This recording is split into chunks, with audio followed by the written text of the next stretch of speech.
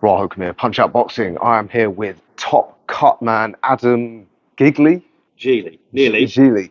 nearly. Okay, Adam. Thanks for the lift here into RZESZOW, Poland, from the airport. We're one of only three Brits, I guess, coming here for this great fight that Lawrence has got. You're working for Joe Gallagher in Lawrence's corner, but I want you to tell us about yourself. CUTMAN, we don't often speak to you, so I think it's about time we heard your story. So, yeah, tell us all about your boxing journey, how you got into it, Yeah, how you well, became a I CUTMAN. actually started years ago. I was actually doing a bit of construction work down on the Olympics, and this was before, excuse me, and this was it was in construction years ago. You see, and I was boxing down at the Peacock Gym at Canning Town, Hmm. and at the time there was a Lithuanian trainer that I used to train with, and he had used to just train journeymen, and I used to train with them guys at weekends. Used to stay down in London and go watch the fights. So he said, "Come, well, you come to watch the fights. Come and help me out in the corner. Help me out in the gym with my guys." So it went from there, and got my license. Started helping him out with his journeyman, and to be honest, from there, just sort of studied the game, learned the craft, and followed my feet, and went from there really. And then, you know, fighters started coming to me, and it really just went from there. So it's mad. So you follow your feet, and it's sometimes it's mad where you end up. So I've been very lucky, very fortunate. Sometimes you create your own luck as well, don't you? So Absolutely, yeah. So I guess you never had an intention to become a CUTMAN. not as such, not as such. I mean that part of the game always interested me. I Hmm. knew I still wanted to be involved in boxing somehow, and it just came naturally. It was one of them things. It's just in the gym, wrapping a few fighters' hands and dealing with cuts in the gym and things like that, and just realised that it came natural. And again, the rest is history. So Yeah. Okay. sort of fell into the role as such. Sure. So is most of the learning done like what, sort of just on the job from other people? Do you also have to sort of get some sort of, I don't know, certificates in like first aid and that sort of thing?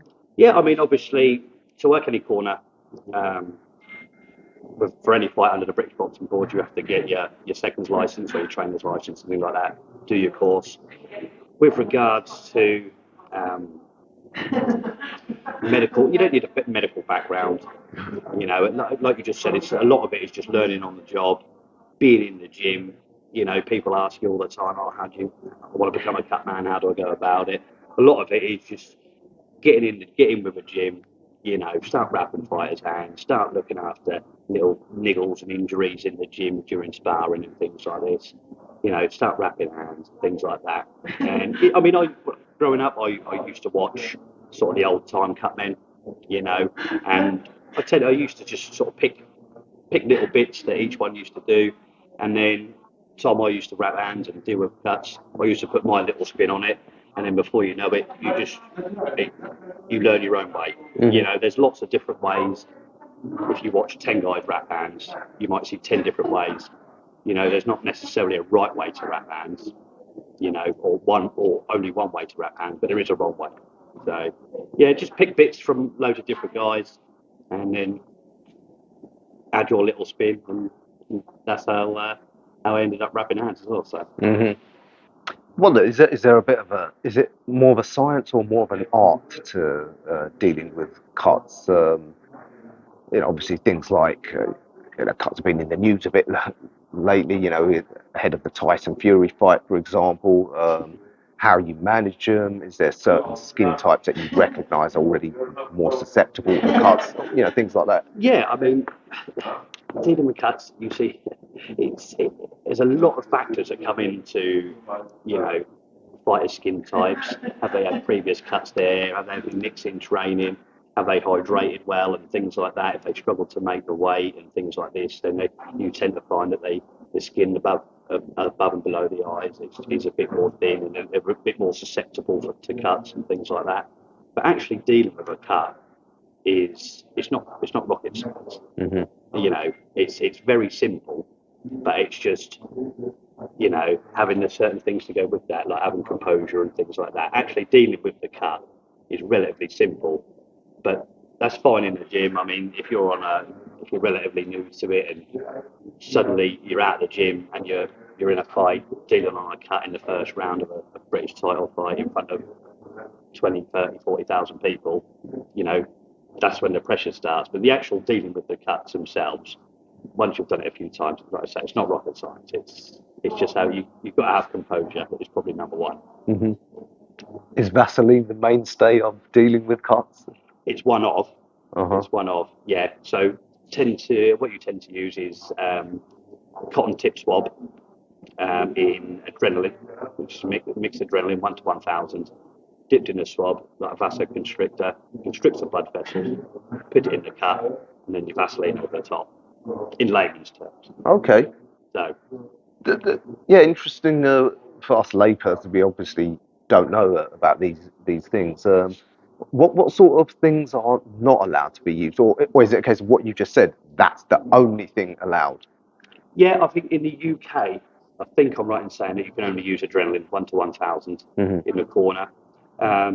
In America, there's a few other different substances you can do that you can use or used to be able to use. I don't know if you can now, like Avatine and thrombin and stuff like this. But over here, to be honest, if you can't stop a cut with a cotton tip swab with adrenaline, Vaseline, a cold ice pack, you know, if you can't stop it with them three things sort of mixed together and it ends well, then it's it's looking fairly bleak. Okay. Yeah, so there's only a limited things you can use in your corner, to be honest. Yeah. What's the worst cut you've ever had to deal with in a fight? Do you know what?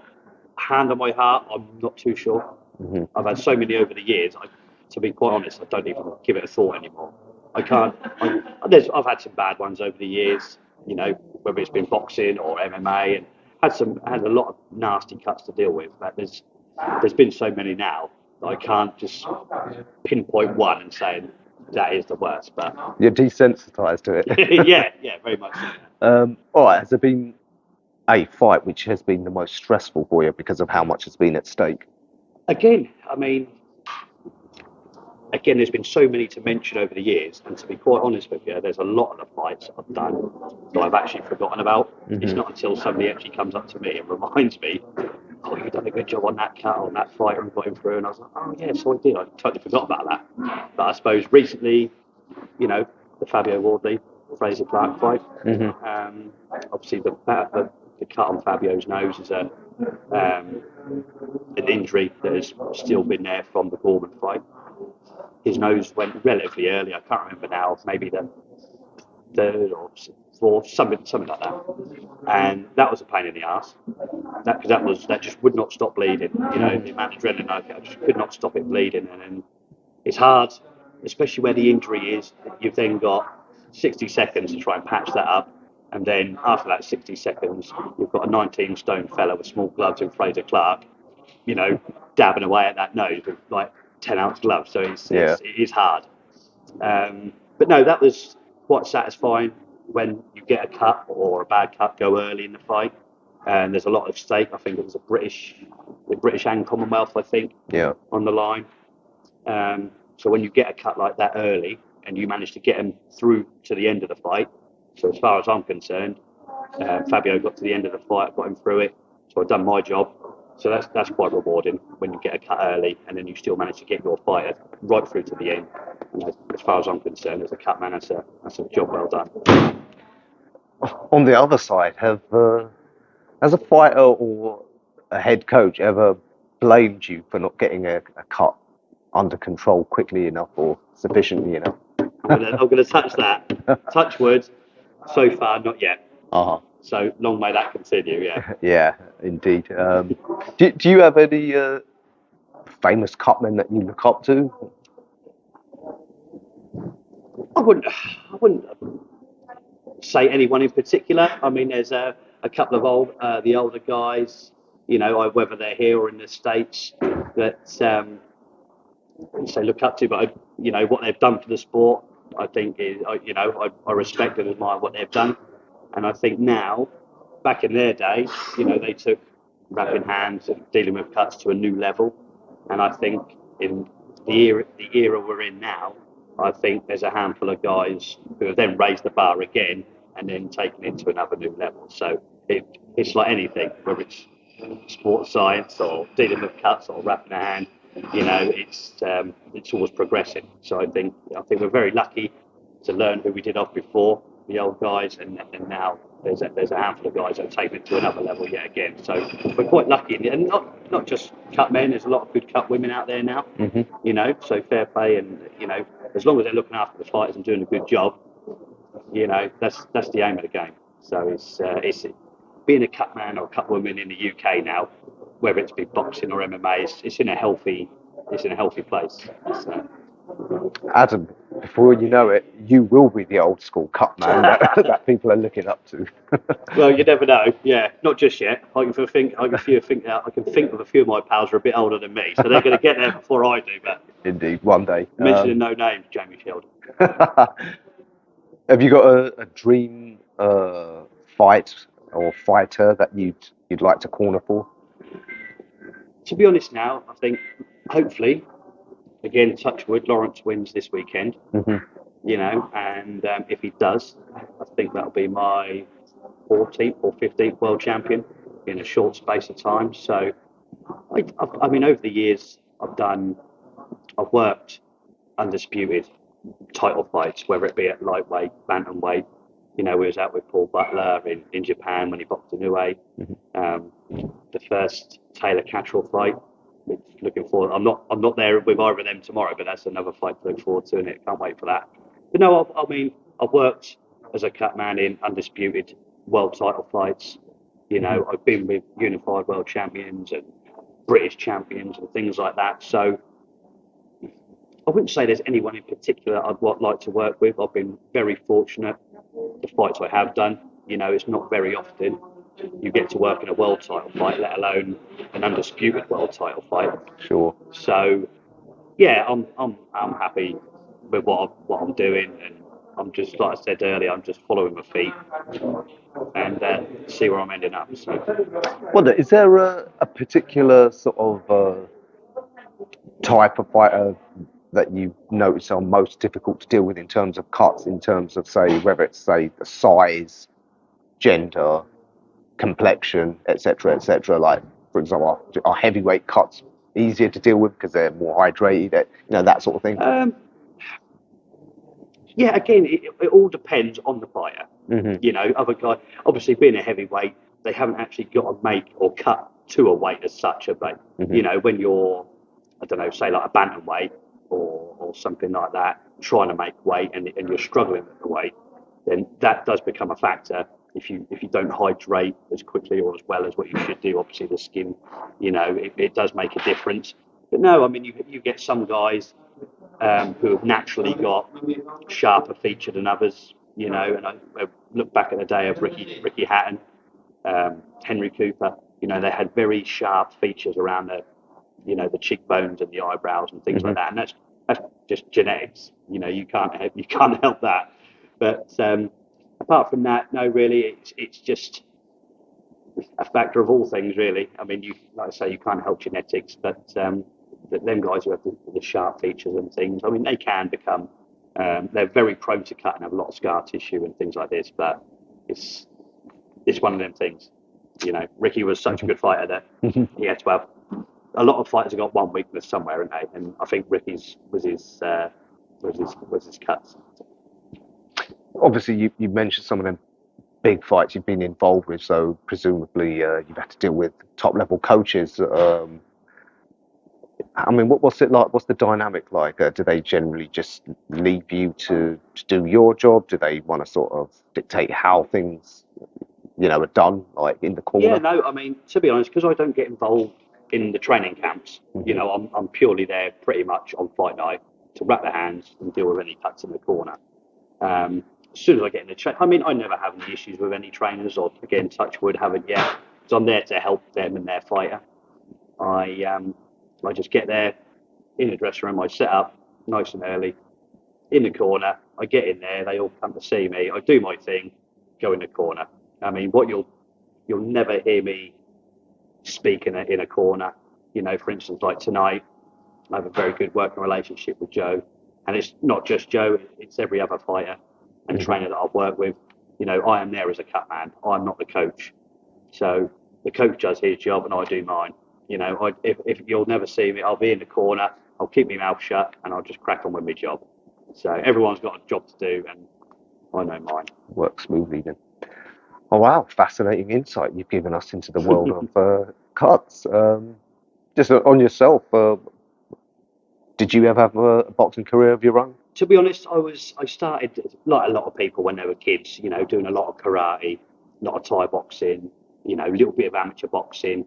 Again, like I say, boxed up at the Peacock Gym in Canning Town. But I never, you know, I was far too undedicated then at that age when I was an apprentice. Tarmacking, I was far too nowhere near dedicated enough to sort of turn pro or do any good as an amateur. You know, I was that age like I was out partying more than I was, you know, dedicated to boxing. So that's no, I didn't exactly have a very extensive amateur career or anything like that. Just dabbled in a few different combat sports, and that was about played other sports, you know, to a decent level, and like I say, just fell into the cut side of things in boxing. So Oh, fab.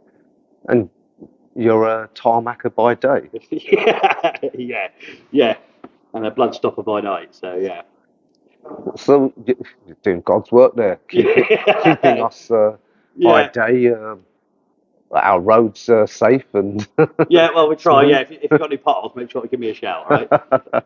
Okay, so you fill potholes and holes on people's faces. Yeah. All right, well, Adam, well, fascinating. Like I said, thank you for your time. Yeah, you're Cutmen, another unsung group of heroes in this cruel sport where it's so hard to get recognised for your efforts. To be honest, like, we all play a little part in some way, shape, or form. I know, and it is very rewarding. Like I say, if you've got a fighter that's cut early and you manage to get them through the fight, you know, and as far as I'm concerned, that's your job as a cut man. That's a job well done. So it's everyone. There's a lot of different people that play a lot of small parts, and that's just one small part in a role that we play. So. All right, well, let's hope tonight you don't have to do much. Yeah, let's hope not. Yeah, last couple of fights I've had to work for my money, and I don't really like that too much. Indeed. Adam, thanks for your time, and we will see you tonight, hopefully with the new champion of the world in Lawrence. Let's hope so, yeah.